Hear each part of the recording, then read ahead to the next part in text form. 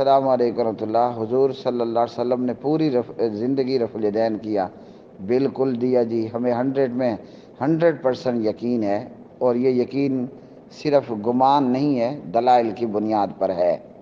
سوال یہ ہے کہ امام ابو حنیفہ رحمۃ اللہ علیہ نے کیوں نہیں کیا؟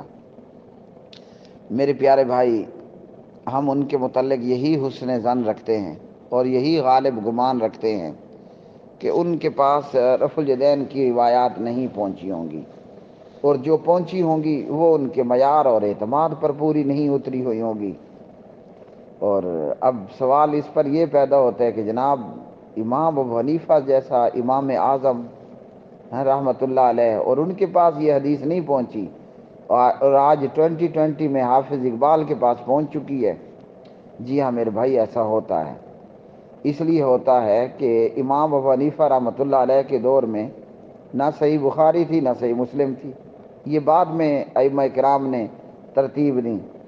تو اسی طرح جو ہے وہ صحابہ کرام رضوان اللہ علیہ مجمعین کی روایات اور احادیث، تو وہ صحیفے موجود تھے، حضرت ابو ہریرہ کا صحیفہ، جی دیگر صحابہ کرام کا رضوان اللہ تعالی علیہ مجمعین، لیکن یہ کہ احادیث مختلف صحابہ اور تابعین کے پاس بکھری پڑی تھیں، اور احادیث کو لینے کے لیے دور دراز کے سفر کرنے پڑتے تھے۔ یا تو یہ کہ بندہ آلریڈی پہلے ہی مدینہ میں موجود ہو، جیسا کہ امام مالک بن انس تھے رحمۃ اللہ علیہ، یا یہ کہ پھر بندہ طلب حدیث کے لیے سفر کرے۔ تو اس وقت میں ذخیرہ احادیث اور نبی علیہ الصلوۃ والسلام کی احادیث کو تلاش کرنے کے لیے اور اس اساتذہ سے پڑھنے کے لیے دور دراز کے لمبے چوڑے سفر کرنے پڑتے تھے، اور وہ بڑے مشقت بھرے سفر ہوتے تھے، جو کہ امام ابو حنیفہ رحمۃ اللہ علیہ کو نصیب نہیں ہوا۔ امام صاحب کوفہ میں رہے، بیان بہت کیا جاتا ہے کہ انہوں نے جناب کو 20 سینکڑوں حج کیے، من گھڑت واقعات بہت کچھ بیان کیے جاتے ہیں۔ ایسی باتیں بھی بیان کی جاتی ہیں کہ امام حنیفہ نے صحابہ کی شاگردی کی ہیں، فلاں کی فلاں کی۔ بات یہ ہے کہ یہ ایک چیز بھی ثابت نہیں ہے۔ امام صاحب کوفے میں رہے، کوفے میں پیدا ہوئے، تو کوفے میں ہی اللہ کو جان دی۔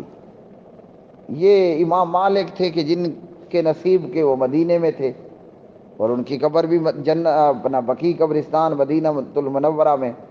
یہ امام بخاری تھے کہ جناب جنہوں نے نہ کوئی کاروبار کیا، نہ تجارت کی، نہ دکان لگائی، نہ کھجور بیچی، جی نہ زیتون بیچا، بہوش سنبھالا تو جناب قرآن پڑھنے اور حدیث پڑھنے میں لگے، تو آخری وقت تک روح نکلتے تک وہ حدیث ہی پڑھتے پڑھاتے، قرآن ہی سیکھتے سکھاتے رہ گئے، اور ایک نہیں 10 جی شہروں کا اور بستیوں کا رخ کیا۔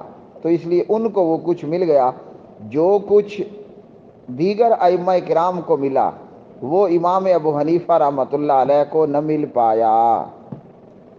اس لیے امام صاحب کے متعلق ہمارا گمان اور پھر غالب گمان اور پھر حسن ظن یہی ہے کہ رفع الیدین کی احادیث امام صاحب کو نہیں ملی، اور اگر جو کچھ ملا تو وہ ان کے معیار پر پورا نہیں اترا، ان کے اعتماد پر پورا نہیں اترا، اس لیے انہوں نے رفع الیدین نہیں کیا۔ لیکن رفع الیدین نہ کر کے وہ پھر بھی میرے امام تھے۔ اللہ ان کی قبر پر ان گنت لا تعداد اپنی رحمتیں نازل کرے۔